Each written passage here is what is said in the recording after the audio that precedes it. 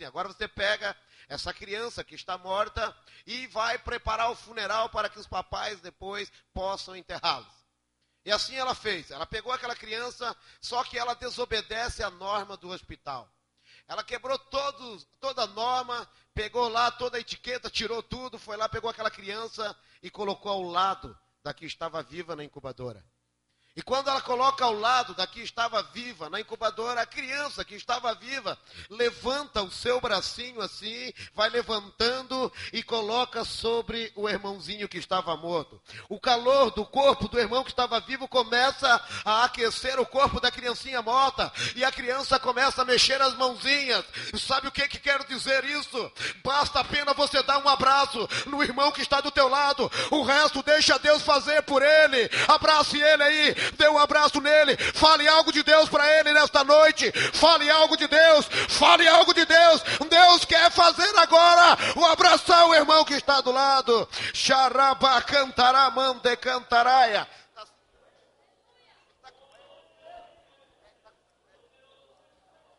Isso, mas olha aqui, você está na casa de Deus, aqui não é proibido glorificar, aqui não é proibido adorar, sente, mas glorifique a Deus, exalte a Deus, não feche a tua boca santa, mas adore a Deus aí no banco, a igreja quer estar assentados.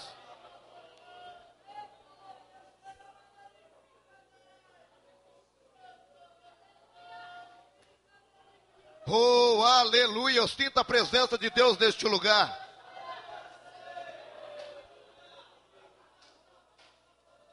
Oh, aleluia.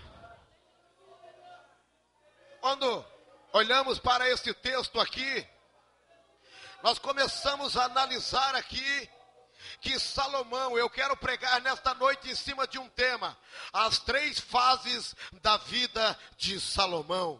Diga comigo bem forte, as 3 fases na vida de Salomão. Grave isso, as 3 fases na vida de Salomão. Aqui nesse texto você começa a analisar, você começa a ver que Salomão, ele faz uma retrospectiva e uma introspectiva de sua vida. Salomão começa a fazer uma análise. Todos nós sabemos que Salomão, quando ele está na sua idade, até na flor da juventude, ele escreve o livro de Cantares. E quando ele está escrevendo o livro de Cantares, nós vimos que Salomão está cheio de amor para dar e vender. Claro que sabemos que ele está fazendo uma comparação da igreja, mas sabemos que Salomão estava sim, cheio de amor para dar e vender. Todos nós sabemos que quando somos jovens, nós também temos amor para dar e vender. Basta uma menina bonita olhar para nós, quando somos jovens, nós ficamos admirados. E isso não é diferente, hoje não podemos fazer assim. Queremos só fizemos é olhar para a nossa esposa e admirarmos a nossa esposa. Mas jovem não, ele está na juventude. Salomão estava na juventude, então começa a escrever o livro de Cantares. Quando agora ele sai dessa fase da juventude e ele está numa fase madura, ele está amadurecendo, ele começa então a escrever o livro de Provérbios. E quando ele começa a escrever o livro de Provérbios, ele começa a dar tantos conselhos para nós. E aí até diz que uma multidão de conselhos traz segurança para nós. E aqui agora nesse texto, eu começo a fazer uma análise aqui, por quê? Porque o pai de Salomão, Davi, ele tinha 4 desejos em seu coração, e ele vai pedir a Deus esse desejo. Qual era o primeiro desejo de Davi? Davi tinha o desejo de tornar Jerusalém a capital de Israel. Deus então permite esse desejo para que Davi então transforme Jerusalém a capital de Israel. E aí nós começamos a notar que Davi tem um segundo desejo. Qual era esse segundo desejo? Davi queria que o seu filho Salomão se tornasse então o rei de Israel, o substituto dele. E Deus também permite que Davi torne o seu filho Salomão o rei de Israel. Qual era o terceiro sonho ou o terceiro desejo de Davi? Davi tinha um terceiro desejo, que era construir um palácio real. Ele queria morar num palácio real. E Deus então permite para que Davi construa o palácio palácio real. Agora Davi tinha um outro desejo, um desejo forte no seu coração. Qual era esse desejo? Construir o templo do Senhor. Só que Deus diz para ele: Davi, você não vai construir o meu templo, porque o meu templo quem vai construir será o seu filho Salomão. Você é um homem de guerra, você é um homem lutador, você vai até levantar as verbas para a construção do templo, mas quem vai construir será o seu filho Salomão. E todos nós sabemos então que Salomão, ele estava sendo criado por Natã. Natã era o profeta de Deus, o profeta que havia ficado no lugar de Samuel. Natã sendo criado agora, criando o Salomão. Quando Salomão está agora iniciando a sua vida, ele vai e continua, ele começa então a viver no seu reino, uma grande obra de Deus na vida dele. Por quê?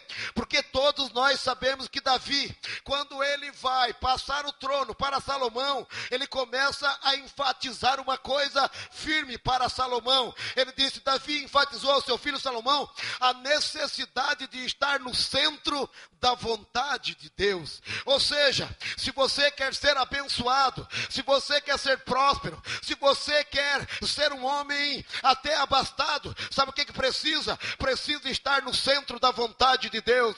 Porque quando você estiver no centro da vontade de Deus, da maneira que Deus te quiser, você vai adorá-lo, vai exaltá-lo a Ele, porque Ele é digno de toda honra, toda glória e de toda exaltação. Xarabacantara, bacantaraia.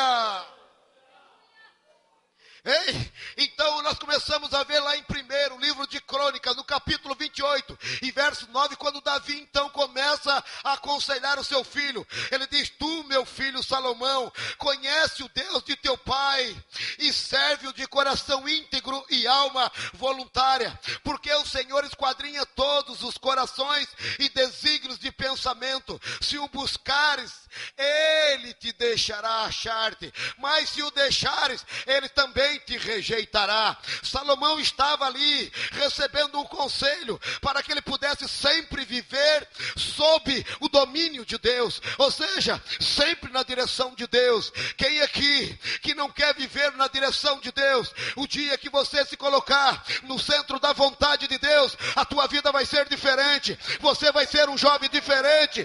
Quem quer estar no centro da vontade de Deus, levante as tuas mãos aí e comece a adorar, adorar, adorar. Xarabacantaraia.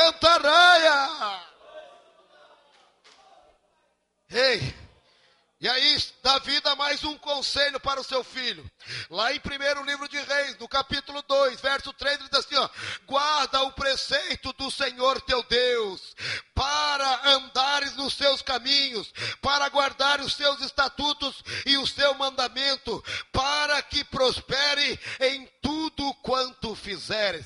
Davi estava aconselhando, e se não bastasse isso, agora o Senhor pega agora e diz para Salomão: Salomão, vai, te retira, Salomão. Salomão se retira, ele vai para o monte Gibeão, ele vai orar por 7 dias, e quando ele está lá orando, ele começa agora, recebe uma visão de Deus, e Deus fala para ele assim: Salomão, pede o que queres.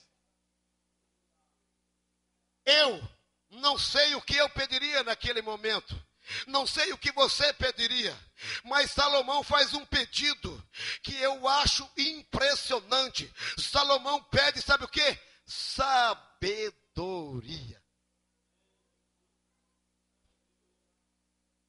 E aí, Salomão recebe sabedoria. E agora Salomão começa a fazer o desejo do coração do seu pai. Salomão novamente vai ao monte orar. E quando ele vai orar, ele estava construindo o templo do Senhor. E quando ele termina de construir o templo, o Senhor aparece a ele, como tinha aparecido lá em Gibeão, e disse: se tu andares perante mim, como andou Davi teu pai, com inteireza de coração e com sinceridade, para fazer segundo tudo o que te mandei, e guardares os meus estatutos e os meus juízos, confirmarei o